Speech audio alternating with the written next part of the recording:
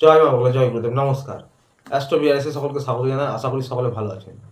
আজ আমরা আলোচনা করব শুধুমাত্র দেবগুরু বৃহস্পতির প্রভাব কেমন পড়তে চলেছে মকর রাশির জাতক বা জাতিকাদের উপর সেই নিয়ে। দেবগুরু বৃহস্পতি রাশি পরিবর্তন করেছেন 2024-এর মে মাসে মেষ থেকে বৃষতে গেছেন এবং 2025-এর মার্চ মাস পর্যন্ত সেখানেই থাকবেন। তো এই দেবগুরু বৃহস্পতির প্রভাব কেমন পড়বে মকর রাশির জাতক বা জাতিকাদের উপর সেই নিয়ে আলোচনা। শুরুতেই বলবো, এই আলোচনা আপনাদের জীবনে 40 থেকে 50 ভাগ ফলিত হবে। কেউ দয়া করে ভাববেন না এটা আপনার জীবনে 100% ফলিত হবে। এবং এখানে শুধুমাত্র দেবগুরু বৃহস্পতি ছাড়া অন্য কোনো প্ল্যানেট বা অন্য কোনো মেজর প্ল্যানেট নিয়ে আলোচনা করা হবে না। তো যে কথাগুলি বলবো সেগুলো শুধুমাত্র দেবগুরু বৃহস্পতির প্রভাবে ঘটবে বা ঘটতে পারে। তো আর বেশি দেরি না করে আলোচনা শুরু করব। শুরুতেই বলব, দেবগুরু বৃহস্পতি আপনাদের ৫ নম্বর হাউসে রয়েছেন। ৫ নম্বর হাউস মানেই হচ্ছে পড়াশোনা, লাভ রিলেশন, প্রেম ভালোবাসা। তো পড়াশোনার জন্য বলব, যারা প্রচেষ্টা প্রয়াস করছেন, স্টুডেন্টরা বা উচ্চশিক্ষায় যারা রয়েছেন, তাদের এই পুরো ১ বছর সময়টা ভালো যাবে। কখনো, কখনো মনে অনীহা হতে পারে, টুকটাক পড়াশোনার ক্ষেত্রে বাধা হতে পারে। তবে যারা প্রচেষ্টা প্রয়াস করছেন তাদের ক্ষেত্রে সফলতা অবশ্যই হবে, কারণ দেবগুরু বৃহস্পতি জ্ঞানের কারক, বিদ্যার কারক এবং আপনাদের দেবগুরু বৃহস্পতি শুক্রের হাউসে রয়েছে, শত্রু গৃহের। তাই কখনো, কখনো কোনো, কোনো বিষয়ে বাধা হতে পারে টুকটাক, কিন্তু সেগুলি বেশি দিন স্থায়ী হবে না। তো উচ্চশিক্ষার ক্ষেত্রে তন্ত্র, মন্ত্র, জ্যোতিষ নিয়ে যারা পড়াশোনা করছেন তাদের ক্ষেত্রেও কিন্তু সময়টা ভালো, আধ্যাত্মিকতা আপনাদের বৃদ্ধি পাবে। তাই যেকোনো কম্পিটিটিভ এক্সামের ক্ষেত্রে, পড়াশোনার ক্ষেত্রে, কোনো অ্যাডমিশনের ক্ষেত্রে প্রচেষ্টা প্রয়াস করলে আপনারা সফলতা পাবেন এই সময় চলাকালীন। বিশেষভাবে ৯ অক্টোবর থেকে ৩ ফেব্রুয়ারি এই সময় আপনারা বেশি ভালো প্রভাব পাবেন, কারণ দেবগুরু বৃহস্পতি বক্রী হবেন এবং বক্রী হলে তার কিন্তু ক্ষমতা বৃদ্ধি হবে। তাই প্রচেষ্টা প্রয়াস করুন। কিছু, কিছু ক্ষেত্রে যেকোনো বিষয়ে পড়াশোনা রিলেটেড একটু দেরি হতে পারে, ডিলে হতে পারে, হাল ছাড়বেন না। লাভ রিলেশন নিয়ে বলব যে আপনাদেরও কিন্তু বোঝাপড়া উন্নত করতে পারবেন। সম্পর্ক আগের থেকে আরও উন্নত করতে পারবেন। ঘোরাঘুরি, আনন্দ হুল্লোড় হতে পারে এবং বচসা বা মনোমালিন্য, ইগোর সমস্যা, এই সমস্ত কিছু হলেও আপনারা কিন্তু নিজেরা এগিয়ে যাবেন এবং বিষয়টি মিটিয়ে নেওয়ার চেষ্টা করবেন। এই পুরো সময়কালীন আপনাদের মধ্যে কারো, কারো ক্ষেত্রে মনোমালিন্য হলেও পজিটিভ একটা মনোভাব থাকবে দেবগুরু বৃহস্পতির আশীর্বাদে।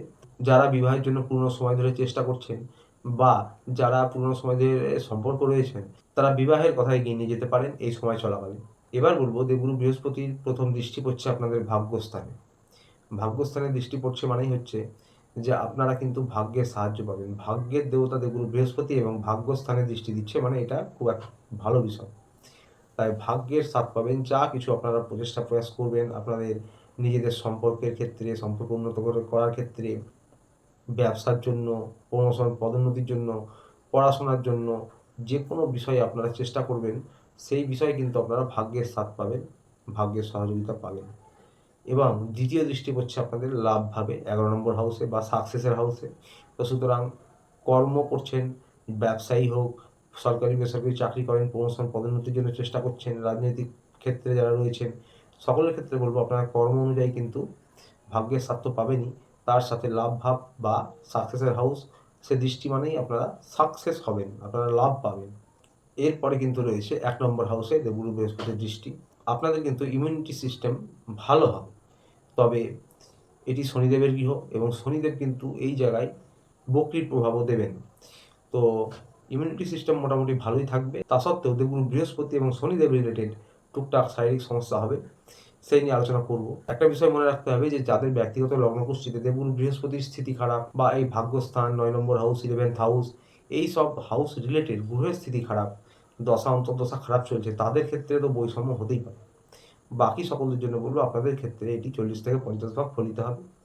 এবং স্বাস্থ্য নিয়ে বলবো যে দেবগুরু বৃহস্পতি শুক্রের ঘরে রয়েছেন, তো সুতরাং আপনাদের ওজন বৃদ্ধি হতে পারে, মেদ বৃদ্ধি হতে পারে এবং পরিশ্রম যারা করছেন, শরীরচর্চা করছেন, সেই অনুপাতে কিন্তু মনে হবে রেজাল্ট কম পাচ্ছেন। বদ হজম হতে পারে, পেটজনিত, লিভার, কিডনি, স্টমাকজনিত কোনো সমস্যা হতে পারে ছোটোখাটো। যারা ১২ মাস কোনো সমস্যায় ভোগেন তাদের ডাক্তারের পরামর্শ মেনে চলা উচিত, হাঁটাহাঁটি, যোগব্যায়াম করতে পারেন। ১ নম্বর হাউসে যে দেবগুরু বৃহস্পতির দৃষ্টি, ১ নম্বর হাউস মানে আপনাদের লগ্ন, যেটা কিনা শরীর, মন, ব্যক্তি নিজে হয় আর কি। সেই জায়গায় দৃষ্টির জন্য আপনাদের কোমরের নিচের অংশে ব্যথা, হাড়ে গাঁটে ব্যথা হতে পারে এবং চোট আঘাত ছোটোখাটো লাগতে পারে কোমরের নিচের অংশে।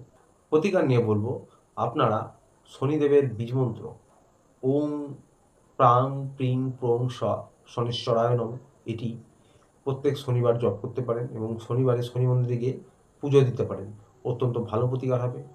এলাকায় কালো কাক থাকলে বাড়ির ছাদে বা উঠোনে তাদের কিছু খাবার খেতে দিতে পারেন, বা কুকুরদেরকে রাস্তায় বা গলিতে কিছু খাবার খাওয়াতে পারেন, অত্যন্ত ভালো প্রতিকার হবে। আজ ছিল এই পর্যন্ত। ভিডিওটি ভালো লাগলে চ্যানেলটি অবশ্যই লাইক সাবস্ক্রাইব করে পাশে থাকবেন। দেখা হচ্ছে আবার পরের ভিডিওতে। ততদিন ভালো থাকবেন, সুস্থ থাকবেন। নমস্কার।